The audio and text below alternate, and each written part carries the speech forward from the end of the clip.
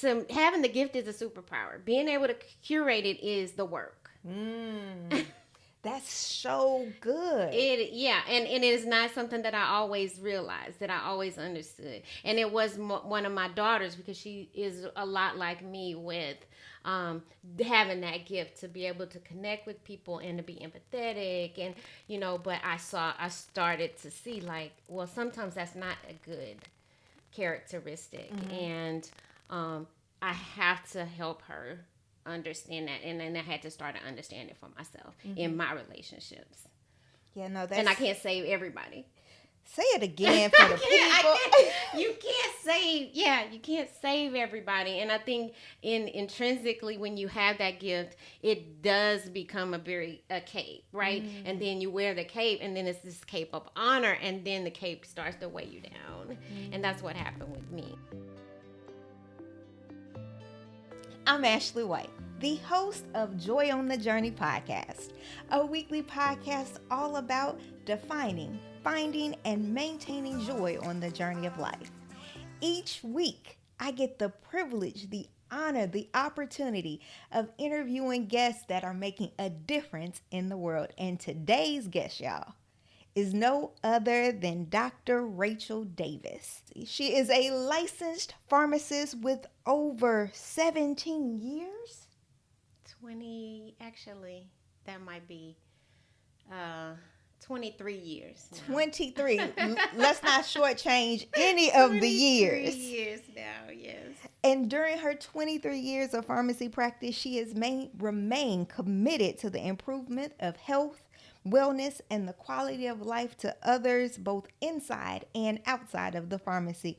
Dr. Rachel, we are so excited to have you on the podcast. Yes, Ashley, thank you so much. The honor is all mine. I sometimes get tripped up when I'm asked to do things like this, because imposter syndrome likes to creep in. But I just really appreciate you for sticking in there with me and encouraging me along my journey to share it. And so thank you for allowing me here and for this space to do so. Absolutely. And so we're going to talk about imposter syndrome because to know Rachel, even from a distance, you always see her out and about supporting others and helping and encouraging others to reach their full potential. So, in any way that you felt that this wasn't a space for you, I'm like, we got to do something. We got to correct that narrative immediately. So, we start the podcast asking guests the same question: how do you define joy?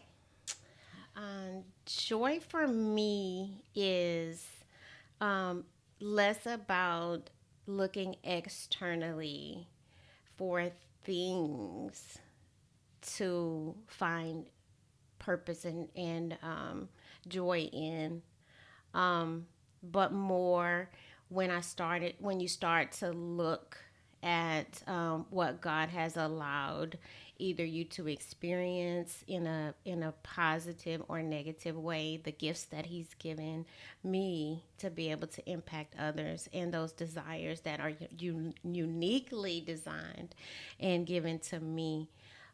It's an inward facing gift and emotion that is, you have to stand in gratitude and gratefulness to be able to enjoy it. Oh, that's good.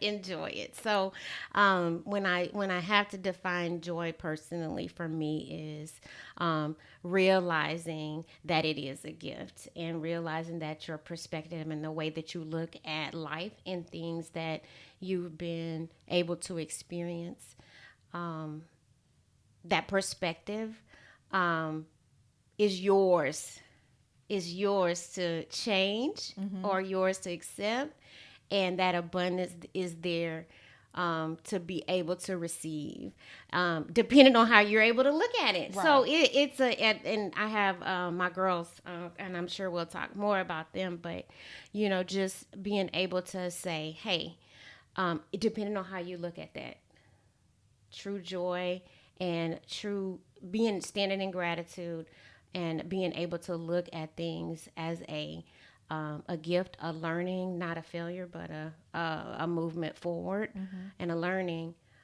That all wraps up into how then you're able to accept and experience this is for me. Yeah. This is for me, and it's a gift. And so that joy comes from within. Oh, that's so good. It's that internal journey, right? And Yeah. not seeking external gratification, but being able to stand in the place of grace and gratitude. Where you are Yeah. and find it there. Because I don't, I'm learning in my 50 plus years that 50 where? yes, yes, yes, and I receive it. I'm here for it all. Um, I'm learning that it is that journey, Mm-hmm. right? And you look back and you go, man, I really had it good. I really, had, and if you can do it in the space that you're in, the Mm-hmm. quicker you can do it in the space that you're in, the quicker you can move to more of that, Yeah. right? Oh, so good. So good. So we're just getting started, but have you subscribed to the channel? Have you shared this episode or any others? I would really, really love the opportunity to earn your support. And for those that are visual, but you prefer listening, the podcast is also available on Apple Podcasts and Spotify. So let's dig deeper into your journey where you are committed to helping people with their health journey within and outside of the pharmacy. But you're also focused on wellness. How do you define wellness? That also is a hard thing to put to words Mm-hmm. because it has wellness. I think encompasses more than just a physical health. When in a lot of ways, we think of the concept of health as more physical, Mm-hmm. right? And leaning more on the physical. And then I think traditionally, especially in our healthcare, there is a heavy focus on the absence of a symptom or the absence a um, of a pain or something that is tangible, the absence of a negative effect, a physical effect. Mm-hmm. Whereas to me, wellness, true health, really physically, and then um, overall wellness is thriving in our mind, body, spirit, because they're all interconnected, Mm-hmm. right? So finding a different level of going from surviving to thriving. Oh, To me, that's wellness, oh, that's good. and it oscillates, Mm-hmm. right? Because some people might find it easier to be spiritually well, um, but may have some you know hurt in their physical Mm-hmm. or struggle in their physical or dealing with the ailment. So it is unlocking our body. True wellness helps to unlock our body's full potential to heal from the inside out and substantiate those other by using those other pillars, Mm-hmm. mental, physical, emotional, Yeah, all and the all things. those factors Yeah, in to me factor into true wellness. absolutely. And I think to your point, as you're building those various levels, every time you get to a plateau, you then have to, in order to reach that growth, you have to continue to challenge yourself Yeah, and never give up. Because right. as long as you're trying, you will see advancement at some point. And so, Absolutely. for you, what are some of your habits that you have gone to either currently or over time to help with your health and wellness? Early on, I think in my 20s, 30s, when you think you really know everything, you just really it all figured out. I think I leaned more heavily on the physical, so figuring out making healthier food choices, moving my body, um, staying connected to my spiritual life and walk by engaging in my church community and serving in those areas. As I have gotten older, I have started to lean more heavily on um, therapy. Okay. And focusing on my mental health and being able to get support when there are things that come up there like, okay, well, I need to learn more, you know. I need to learn more in this area to help, influence these situations, be it my husband, my kids, or something in my community. um, and more recently, I have learned about the role in gut health, which Mm, then just kind of propelled me into more of the health, what is considered health and wellness space, as far as a business in a community. mm-hmm. Because when you can support your gut health, then you're addressing a lot of some systemic root causes, and then Okay. you're shining the light, or you start to learn, oh, okay, well, what the foods that I thought may have been healthy foods considered, that might be also affecting my gut health and then my overall health as a result. So to answer that question, um, more recently I've started to look at it more from a more holistic perspective, Okay. heavier on the mental health and the gut health. Yeah, that's really important, and I thank you for sharing. I am also impressed with your desire for continuous education. Yeah, Like you have your PharmD, you have other degrees, but you are still constantly seeking wisdom and knowledge. yes. What's the root of that? I would have to go back to um, my parents, Okay.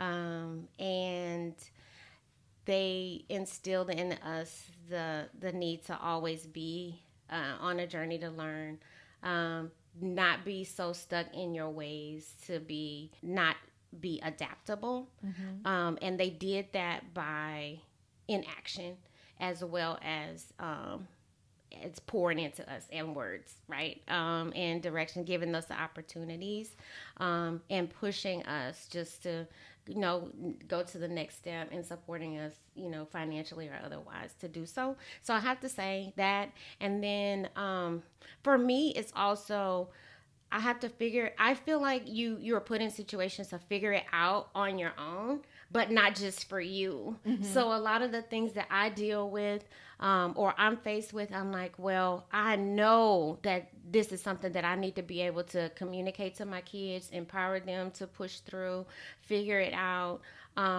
And so that fuels my fire too. So Mm-hmm. I'm like, I gotta figure this out for them, and then other people in our community obviously can benefit.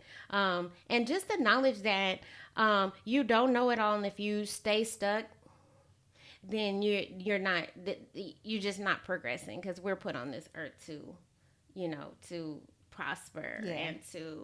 um, and for a purpose. And if you're not continuing to unfold what that looks like, because it changes, Mm-hmm. then what are we really doing? So Mm-hmm. What are we really doing? If and I love that because the world is constantly changing yeah, and new things are coming out, and that's not to say you have to hop on every trend or right, anything, but you want to at least be aware so you yes, can make an educated decision or opinion if this is good for me or if that's good for me yes, or anything like that. yes, You also mentioned your daughters, or your children. You mentioned your children. You have a son and two daughters. yes.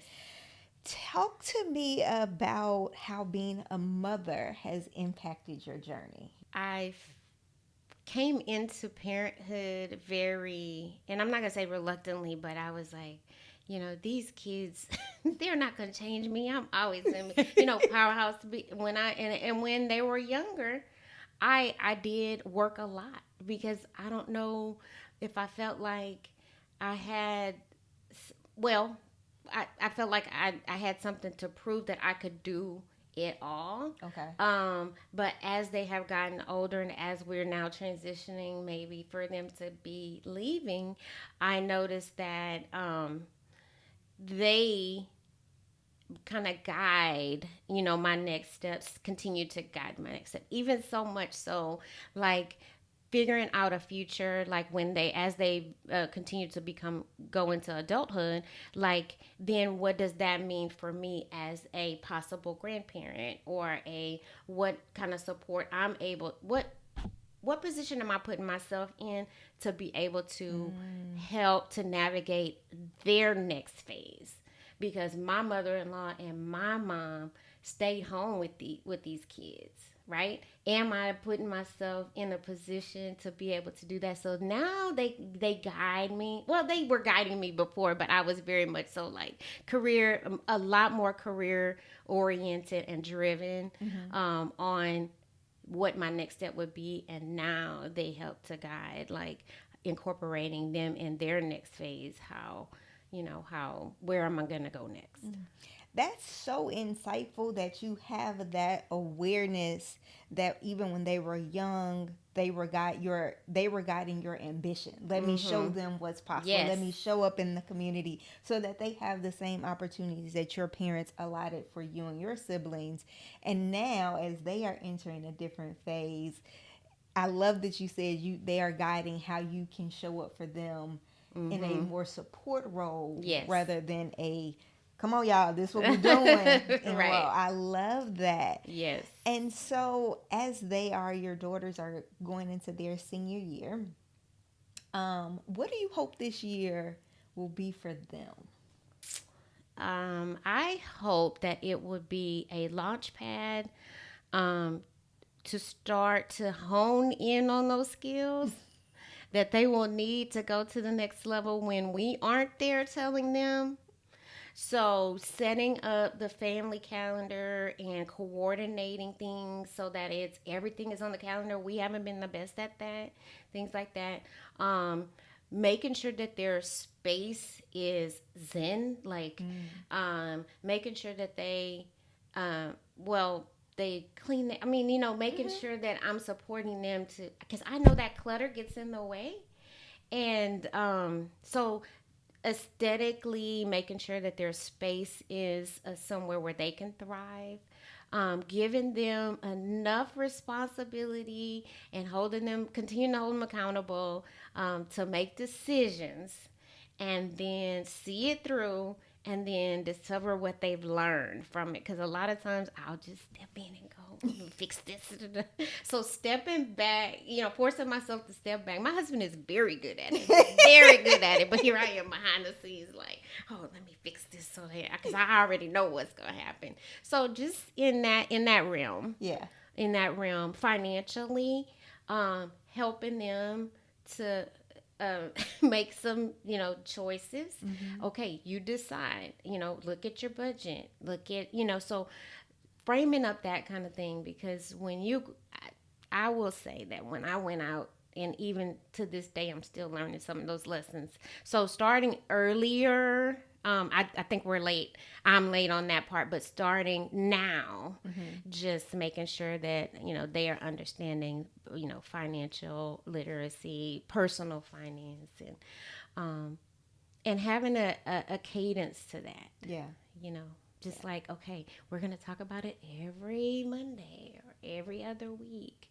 And then also making sure that they're consistent, in their, because I'm making sure they're getting their volunteer hours. They're making sure that they're, checking these boxes as far as with Mm-hmm. the colleges and the college application process, but also with their spiritual life. Mm-hmm. Like, am I, are we making sure that they are showing up and not scheduling work or scheduling anything during their time they're supposed to be at church or Bible study, and and Mm-hmm. just it fortifying those habits, Yeah. so that way when they launch, that hopefully they will stick. Yeah, they're ready. Yes. They're absolutely ready. There's I want to go back to something because I do think, as you mentioned, your children have been a large guiding force in your life since you became a mother. What I admire about this new generation is that they are very mindful of their mental health. Yeah. And I wanted to ask, you said this piece of your life is very much about your mental health. Have they influenced that as well? Oh yes, absolutely. So to have to navigate some things when it became do what I say, not as I do. Mm. It becomes really real. Do what I say, not as I do. So you have to model that, and for me, that really meant, well, am I taking care of myself in that way? Because I'm telling them that your feelings matter, and there's ways that you can work through situations more healthfully. Then am I doing that same thing? So yes, absolutely. Ooh. Yeah. Yeah. That's the thing. These kids are here to challenge and to change, but in order to do that, you have to Yeah. be Yeah. Oh, willing. yeah. You have to look in the mirror because they're holding that mirror up like, but you said. I'm like, oh, yeah, well, you're right. Yeah. I mean, fine You're and fine. right. You're right. And being okay with doing that. Yeah. And that's a big learning for parents. Yeah, Or was for me. I appreciate your transparency. I want to ask because you mentioned your calendar, which I am sure is busting out the seams because you are a social butterfly, and you recently stated that being a social butterfly and showing up for others is your superpower. Yes.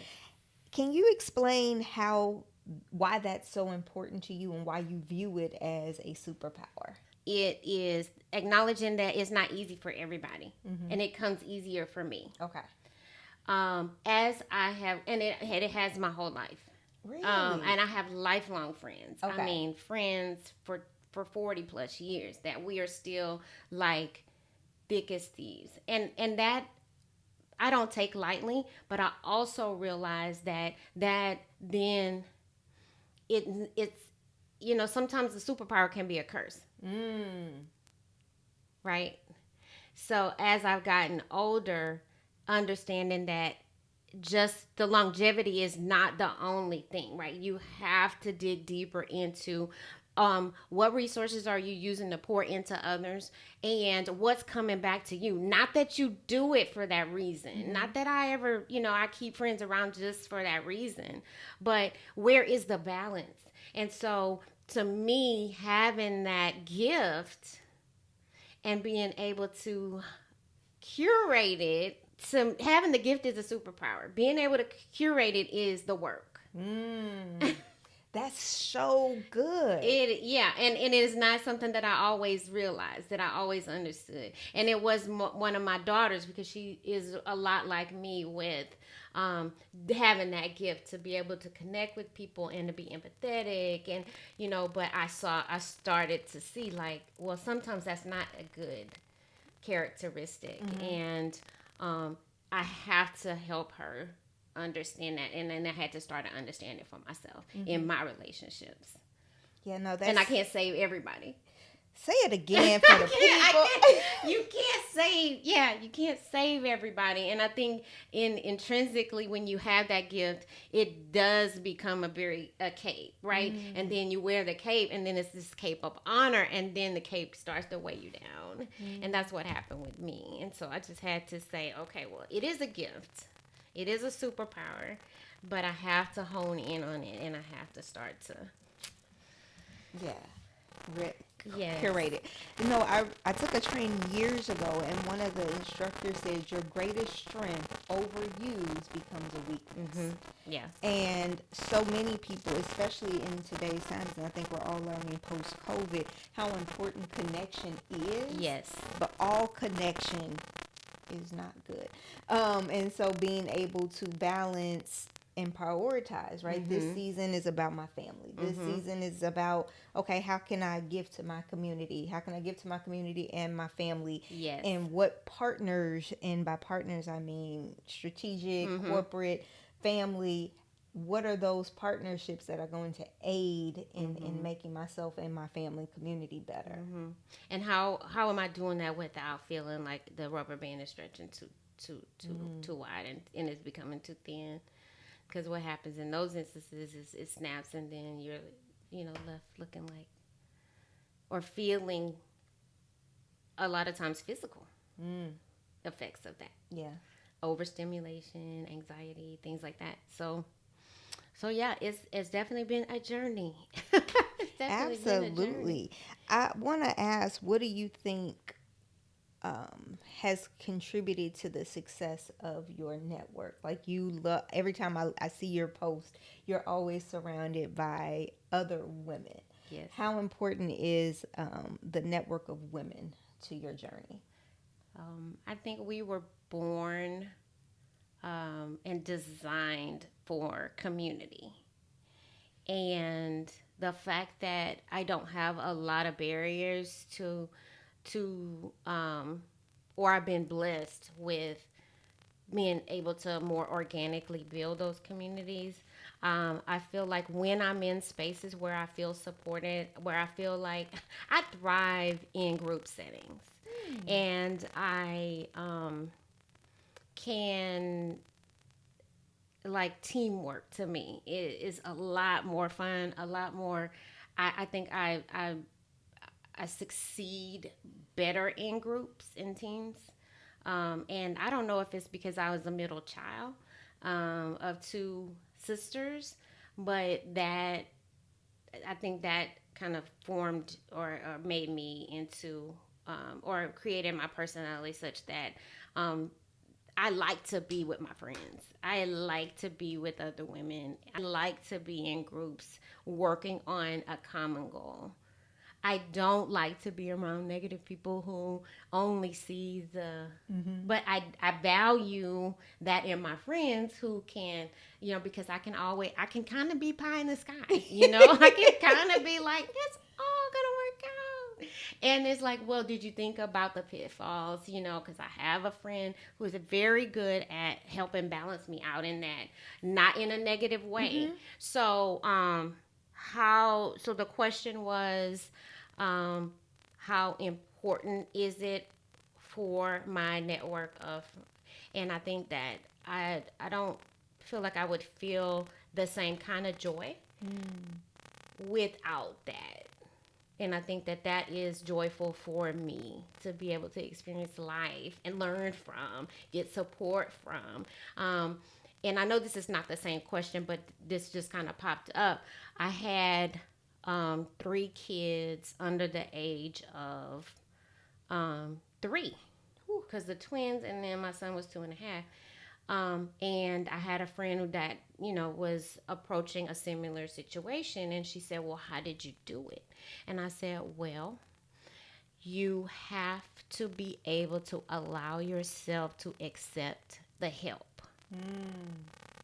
Some people say, "Well, I don't have the network that you do. I don't have the," but it's not that you don't have it, it's that you haven't allowed yourself to accept it. So I think being able to receive that kind of, being in those networks and in that community and be able to receive the abundance that comes from something like that and not be guarded and not be, I think that's it. Oh, that's good. Because so often we say, no, I can do this by myself. No, no, no, don't worry about it. When meanwhile, you are Yeah, struggling. yeah, yeah, yeah. And being in a place where you can trust others with your weight Mm-hmm.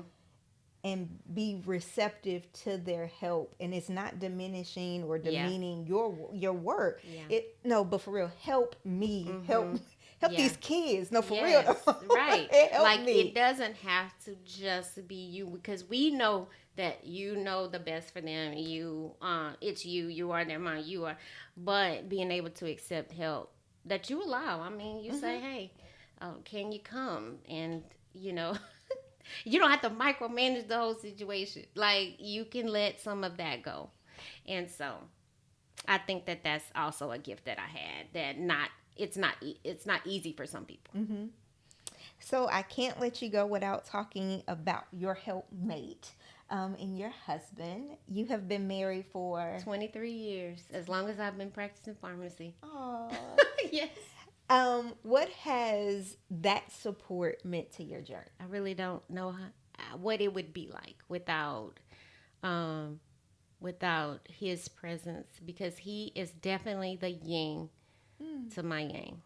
And we are, in a lot of ways, polar opposites in a lot of ways.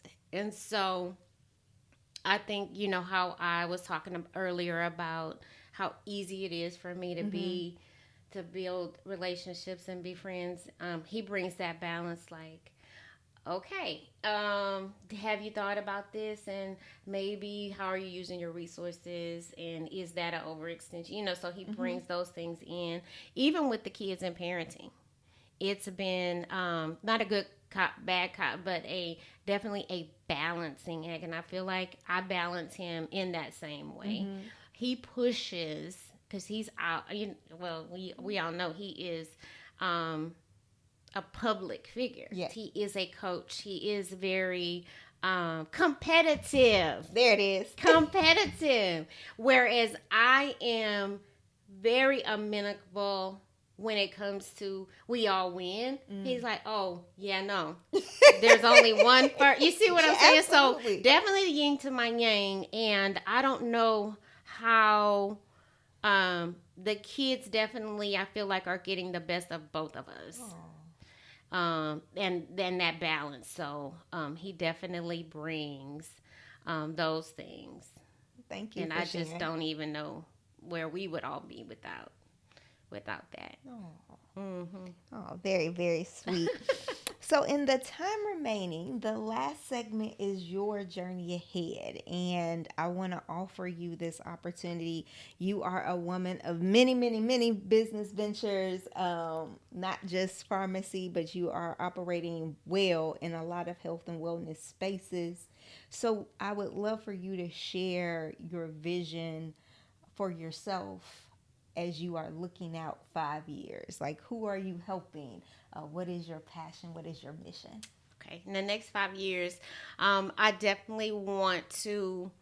I see myself honing more into the financial wellness and investment space. Oh, So helping others to understand how diversifying can build true wealth, because I think I got not started in it late, but um, understanding my power in it a little bit later. And so honing in on that in the next 5 years. Also transitioning maybe out of practicing pharmacy into coaching and network direct sales or network marketing full time, which will instill some time freedom for me to be able to also, um, increase my wealth building components of my businesses. So, in the next 5 years, I will be helping women who are looking to diversify streams of income, wealth building, and improve their wellness while doing so. oh, I love it. Yes. I love it. I love it. I love it. And Yes. it's so important. It is so needed because women have so much consumer power. Yes. But being able to shift, right? And I think you talked about mind shift earlier, Mm-hmm. being willing to shift the consumer mindset to an investor mindset and long term planning. I Yes. am looking forward to. Yes. Yes. Oh, I can't wait. Baby steps, but I don't know. God might have something different in store, and so I'm just putting it out there and being open to and to receiving the abundance He has for me. So, just doubling down on that. Oh, I love it. And when you bet on you and God, you've Yes, won. yes, yes. Absolutely. So, how can people find out more about your journey, more about your support services, your wellness journey? How can they find you? Yes. Right now, I do have. Present on social media, not all platforms, but on Instagram as Dr. Rachel Andress Davis, and that's RACHELANDRESS. DAVIS. Also have a website, and it's Rachel A. daviswellness.com, and I strongly every month I have a new guide that you can download, but I also have weekly emails and things that if you download the guide you can opt into those, and then also on Facebook as Rachel Andress Davis. And all of my contact information are on all of those platforms. Awesome, awesome, awesome. We'll be sure to list all of her contact information in the description of the video or of the audio platform, however you're listening. Rachel, thank you so much. Ashley. And we didn't get to Such the a imposter syndrome, but let this be a lesson. You yes. rock this out. Thank you so much for sharing with the No, podcast. thank you. And thank you for what you do in providing this space for us to feel safe and empowered, that we are exactly where we should be and allowing us to speak to who needs to hear from us. So thank you for that. Thank you. Y'all, I am so blessed to get an opportunity to do this every single week, and I hope that you will join us on the journey by liking, sharing, subscribing, and being a part of the community. I would really love that. But until we gather again every single Thursday, may God increase your joy, grant you strength for the journey, and give you the courage to tell your story. Bye, friends.